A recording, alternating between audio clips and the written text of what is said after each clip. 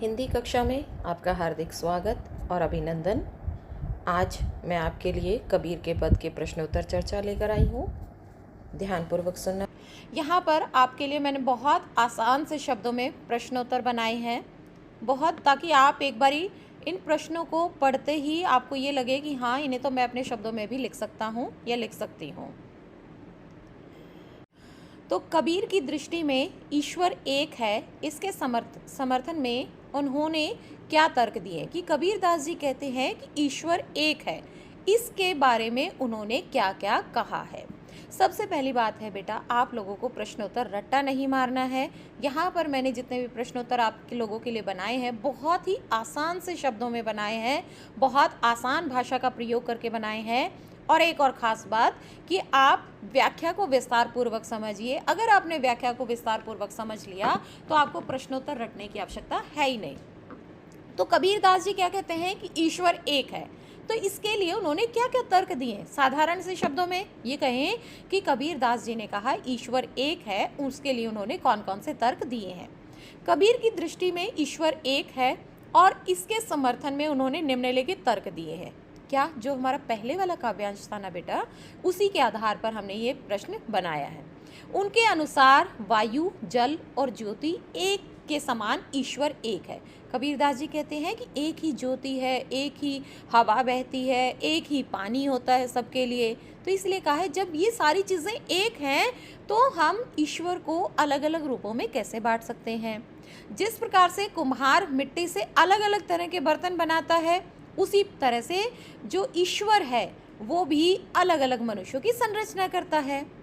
परमात्मा उस अग्नि के जैसे है, उस अग्नि के समान है जो लकड़ी में विद्यमान है, कि जिस प्रकार से लकड़ी को हम आरी के साथ हम लकड़ी को तो काट सकते हैं, लेकिन क्या होगा कि उसमें मौजूद जो अग्नि तत्व है, अर्थात लकड़ी को जलाया जा सकता है, उसमें मौजूद जो अग्नि तत्व है उसको हम नष्ट नहीं कर सकते। इसी प्रकार से आत्मा जो है हमारी अजर अमर है और शरीर नश्वर है। वो अलग अलग प्रकार की आत्माओं को बदलता रहता है, तो वो अलग अलग प्रकार के शरीर में निवास करती है। आत्मा अजर अमर है। तो यहाँ पर ईश्वर को एक बताने के लिए कहा है कि जिस प्रकार से पानी एक है, हवा एक है, उसी प्रकार से ईश्वर भी एक है। जैसे एक कुम्हार होता है, मिट्टी से अलग अलग तरह के बर्तन बनाता है, उसी प्रकार से प्रभु भी अलग अलग मनुष्यों की संरचना करते हैं। और क्या कहते हैं, जैसे कोई बढ़ई होता है, वो लकड़ी को काट सकता है लेकिन अग्नि को नहीं काट सकता। उसी प्रकार से ये हमारा शरीर जो है नश्वर है, लेकिन उसमें विद्यमान आत्मा अजर अमर है। समझ आया बच्चों? बहुत ही आसान शब्दों में मैंने इसे बनाने का प्रयास किया है। आप यहाँ पर इसका स्क्रीनशॉट ले सकते हो, नहीं तो आपकी सुविधा के लिए मैं इसे आपकी डिस्क्रिप्शन बॉक्स में भी डाल दूँगी, वहाँ से आप इसे डाउनलोड कर सकते हो, प्रिंट आउट निकाल सकते हो इस प्रश्नोत्तर का। मानव शरीर का निर्माण किन पंच तत्वों से हुआ है? मानव शरीर का निर्माण 5 तत्वों से हुआ है, मतलब 5 चीज़ें मिलाकर, 5 प्रकार के तत्व मिलाकर मनुष्य के इस शरीर की संरचना की गई है। क्या कहा है उसमें, क्या क्या चीज़ें होती हैं? अग्नि, वायु, जल, भूमि और आकाश। यहाँ पर बेटा आकार गलत लिखा गया है, इसमें इसकी जगह लिखो आकाश। इन 5 तत्वों को मिलाकर ही मनुष्य के शरीर की संरचना हुई है। इन्हीं 5 तत्वों के आधार पर ही मनुष्य का शरीर निर्मित हुआ है। कौन कौन सी? अग्नि, वायु, जल, भूमि और आकाश। इनमें अग्नि, वायु, जल और भूमि में नहीं, अग्नि, वायु और जल में आप अल्प विराम लगाएंगे। हमारा प्रश्न संख्या 3 है, जैसे बाढ़ी काष्ठ ही काटे, अग्नि ने काटे कोई, सब घटी अंतरी तू ही व्यापक, धरे स्वरूप सोई। इसके आधार पर बताइए कि कबीर की दृष्टि में ईश्वर का क्या स्वरूप है। तो जिस प्रकार से मैंने पहले भी आपको ये पंक्ति बताई थी कि जिस प्रकार से कोई बढ़ई होता है वो अग्नि को नहीं काट सकता, लकड़ी को काट सकता है, लकड़ी को काट दिया उसने लेकिन उसमें मौजूद अग्नि तत्व को नहीं काट सकता। उसी प्रकार से यहाँ पर कबीरदास जी क्या कहते हैं कि ईश्वर तो सर्वव्यापक है। उस संसार में, इस संसार में तुम ईश्वर को जगह जगह ढूंढते हो, लेकिन वो तो हर जगह समाया है। इस संसार की छोटी से छोटी चीज़ में भी ईश्वर विद्यमान है। जिस प्रकार से बढ़ई लकड़ी को काट सकता है लेकिन उसमें मौजूद अग्नि तत्व को काट नहीं सकता, उसी प्रकार से ईश्वर भी आत्मा के रूप में मनुष्य के शरीर में विद्यमान रहता है। और यही कहा गया है कि आत्मा अजर अमर है और शरीर नश्वर है। वही सब चीज़ें जो मैं आपको ऊपर बता चुकी हूँ, वही इसमें रिपीट की गई हैं, वही इसमें दोहराई गई हैं कि ईश्वर सर्वव्यापक है, विद्यमान हर जगह, छोटी से छोटी चीज़ में भी ईश्वर विद्यमान है। हमारी आती है प्रश्न संख्या 4। कबीर ने अपने आप को दीवाना क्यों कहा है? कबीरदास जी कहते हैं कि मैं तो दीवाना हूँ, ये संसार तो जो चाहे जो बोलता रहे, मुझे इससे कोई फ़र्क नहीं पड़ता है। कबीर जी ने अपने आप को दीवाना कहा है क्योंकि वो क्या करते हैं कि संसारिक जितने भी मोह माया है, लोभ है, क्रोध है, अहंकार है, या जितने भी दिखावा करने वाली जो चीज़ें हैं, उनसे अलग होकर ईश्वर की भक्ति में लीन रहते हैं।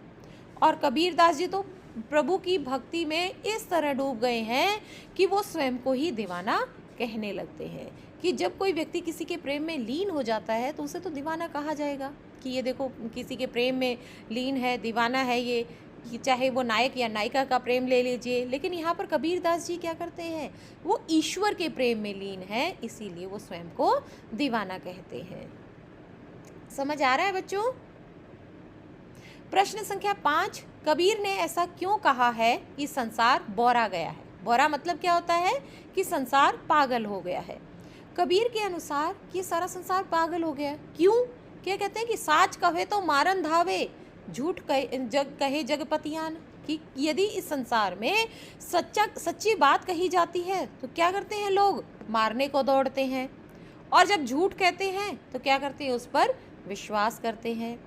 ऐसे लोग क्या करते हैं, जब ईश्वर को प्राप्त करने के लिए क्या करेंगे? स्नान ध्यान करेंगे, तीर्थ करेंगे, व्रत आदि करेंगे, टोपी पहन लेते हैं, अपने शरीर पर भिन्न भिन्न प्रकार के तिलक और छाप लगा लेते हैं कि हाँ मैंने तो ये स्वास्तिक का चिन्ह लगा लिया, या तिलक लगा लिया, त्रिपुंड लगा लिया, ईश्वर की प्राप्ति हो जाएगी। इस प्रकार की चीज़ें करते हैं और बाहरी आडंबरों के माध्यम से ये करते हैं कि हाँ हमने तो ईश्वर की प्राप्ति का मार्ग खोज लिया है, ऐसा लोग दिखावा करते हैं। लेकिन कबीरदास जी क्या कहते हैं, ईश्वर को इन सब चीज़ों में ढूंढने की क्या ज़रूरत है? ईश्वर तो बहुत ही सरल सहज रास्ते के माध्यम से प्राप्त हो सकते हैं। तो तभी तो कहते हैं कि ये संसार पागल हो गया है। यदि इसे सच्ची बात कही जाए, सच्ची बात क्या कहेंगे हम, कि ईश्वर बहुत आसानी से प्राप्त हो जाता है, तो क्या करते हैं? मारने को दौड़ते हैं। और झूठ जो लोग कहते हैं कि ईश्वर कैसे मिलेगा? स्नान ध्यान कर लो, तीर्थ आदि कर लो, तिलक लगा लो, टोपी पहन लो, या वैराग्य धारण कर लो, इन सब चीज़ों से ईश्वर की प्राप्ति हो जाएगी। तो ये कहते हैं इस तरह का दिखावा करना पागलपन ही तो है।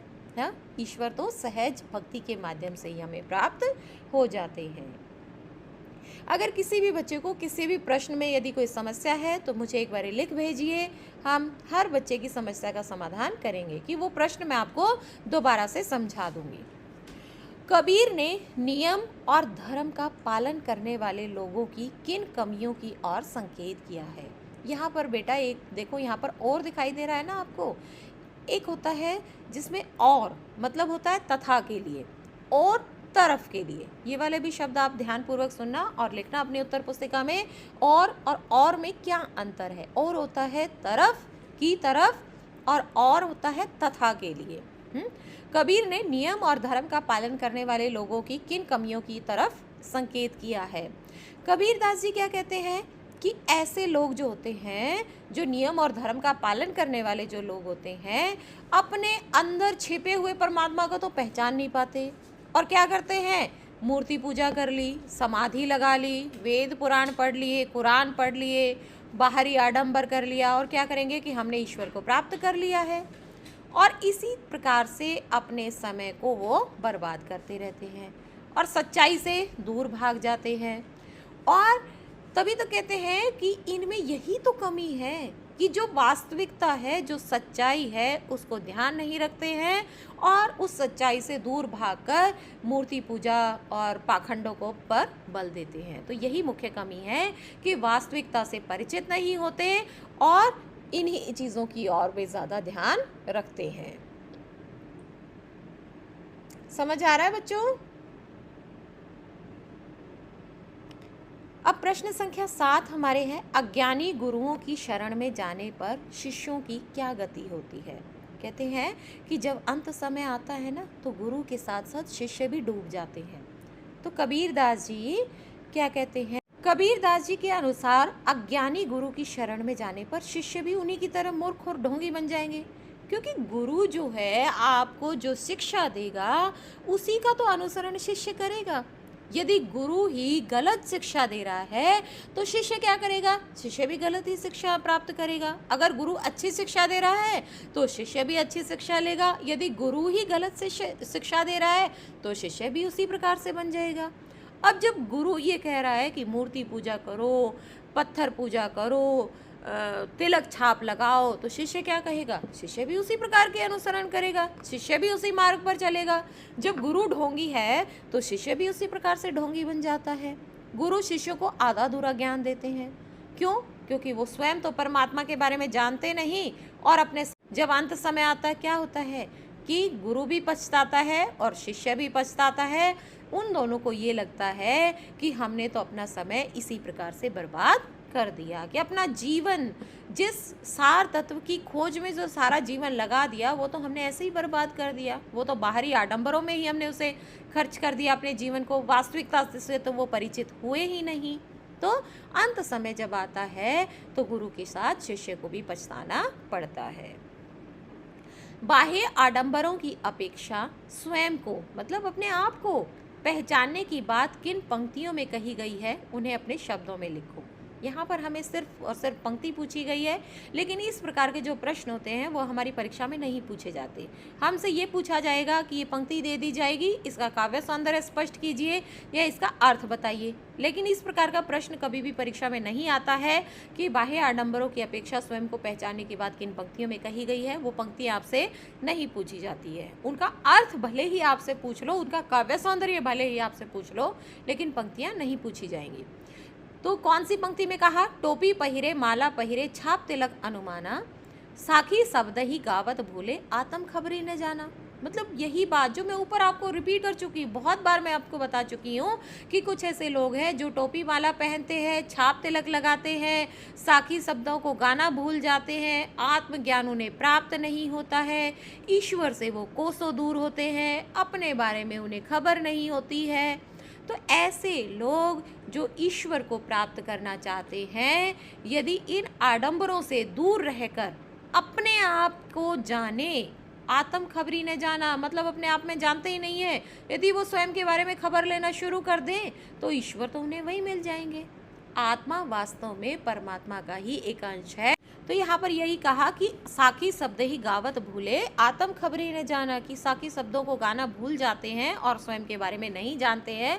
लेकिन ऐसे लोगों को कबीरदास जी ये कहना चाहते हैं कि यदि ईश्वर को प्राप्त करना है तो इन सभी आडंबरों से दूर रहकर अपने बारे में जानना सीखो, तभी आप ईश्वर को जान पाओगे। बेटा इन प्रश्नों के आप स्क्रीनशॉट ले सकते हो। मुझे आशा है कि सभी बच्चों ने प्रश्नोत्तर को ध्यानपूर्वक सुना होगा, समझा होगा, प्रश्नोत्तर चर्चा में भाग लिया होगा। इसके साथ साथ इसके बहुविकल्पी प्रश्नों को, इस कबीरदास जी के जो पद हैं उसके बहुविकल्पी प्रश्नों को मैं वीडियो के माध्यम से समझाने का प्रयास करूँगी, ताकि आप लोग उसमें से प्रश्नों को बार बार दोहराते रहें MCQs के माध्यम से। कक्षा को समाप्त करते हैं। मुझे आशा है कि आपने इस कक्षा को ध्यानपूर्वक सुना होगा, समझा होगा, प्रश्नों को समझा होगा। मिलते हैं अगली कक्षा में एक और नए अध्याय के साथ। तब तक के लिए धन्यवाद।